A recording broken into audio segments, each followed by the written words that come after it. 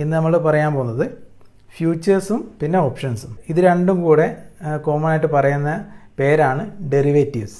ഒരു underlying അസറ്റ്സിനെ base ചെയ്തിട്ട് നമുക്ക് വാങ്ങാനും വിൽക്കാനൊക്കെ പറ്റുന്ന ഒരു ഫിനാൻഷ്യൽ ഇൻസ്ട്രുമെൻ്റ് ആണ് എന്ത് ചെയ്ത് ഈ ഡെറിവേറ്റീവ്, അതായത് ഫ്യൂച്ചേഴ്സ് ആൻഡ് ഓപ്ഷൻസ്. ഞാൻ ഒരു എക്സാമ്പിൾ പറയാം. നമ്മുടെ തേങ്ങേൻ്റെ ഇപ്പോൾ വില 100 രൂപ എന്ന് വിചാരിക്കുക. അപ്പോൾ തേങ്ങയിൽ നിന്ന് ഉണ്ടാക്കുന്നതാണ് വെളിച്ചെണ്ണ. തേങ്ങയുടെ വില കൂടുമ്പോൾ വെളിച്ചെണ്ണൻ്റെ വില കൂടും. തേങ്ങയുടെ വില കുറയുമ്പോൾ വെളിച്ചെണ്ണയുടെ വിലയും കുറയും. അപ്പോൾ അണ്ടർലൈങ് അസറ്റ് എന്ന് പറഞ്ഞാൽ ഇവിടെ തേങ്ങയാണ്. അതേപോലെ ഷെയർ വാല്യൂന്ന് ഡിറൈവ് ചെയ്ത ഒരു ഫിനാൻഷ്യൽ ഇൻസ്ട്രുമെൻ്റ് ആണ്, ഒരു കരാർ എന്ന് പറയാം. ഇതാണ് നിങ്ങളിപ്പോൾ ഷെയർ മാർക്കറ്റിൽ വർക്ക് ചെയ്യുന്നവർ അല്ലെങ്കിൽ ഷെയർ മാർക്കറ്റിലുള്ളവരോടൊക്കെ ചോദിച്ചാൽ കിട്ടുന്ന ആൻസർ. പക്ഷേ എന്നോട് ചോദിച്ചാൽ ഞാൻ പറയും ഇതൊരു ബെറ്റ് വെക്കുന്നത് പോലെയാണ്. ബെറ്റ് വെക്കുക, അതായത് രണ്ട് കൂട്ടർ, ഒരു പേഴ്സൺ എയും പേഴ്സൺ ബിയും. ഒരാൾ പറയുന്നു മാർക്കറ്റ് കയറിക്കൊണ്ടിരിക്കും, മറ്റേ ആൾ പറയുന്നു മാർക്കറ്റ് ഇറങ്ങും.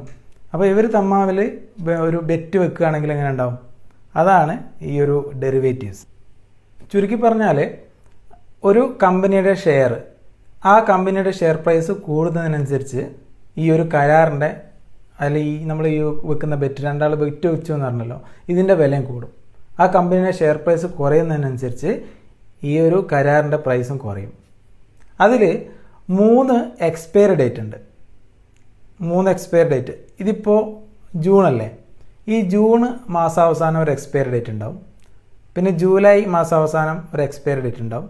പിന്നെ ആഗസ്റ്റ് മാസാവസാനം ഒരു എക്സ്പയറി ഡേറ്റ് ഉണ്ടാവും. ഈ ഒരു 3 മാസത്തെ എക്സ്പയറി ഡേറ്റിൽ ഈ ഒരു കരാർ അവസാനിക്കും.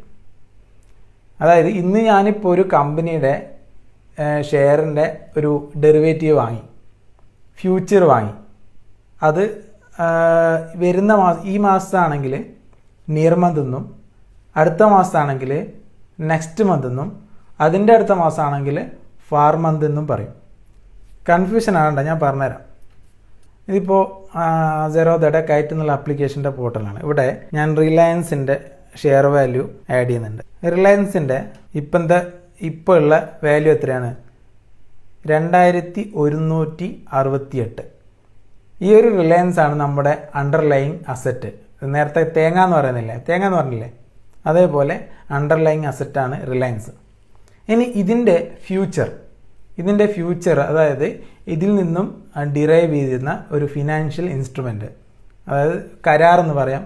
അല്ലെങ്കിൽ ഇപ്പോൾ 2 പേര് ബെറ്റ് വെക്കുന്നു. ഒരാൾ പറയുന്നു അടുത്ത മാസം ലാസ്റ്റ് ആകുമ്പോഴത്തേക്ക് ഇതിൻ്റെ പ്രൈസ് കൂടും, വേറെ ആൾ പറയുന്നു ഇതിൻ്റെ അടുത്ത മാസം ലാസ്റ്റ് ആകുമ്പോഴത്തേക്ക് ഇതിൻ്റെ പ്രൈസ് കുറയും. അങ്ങനെ രണ്ടാൾ ഒരു കരാറിൽ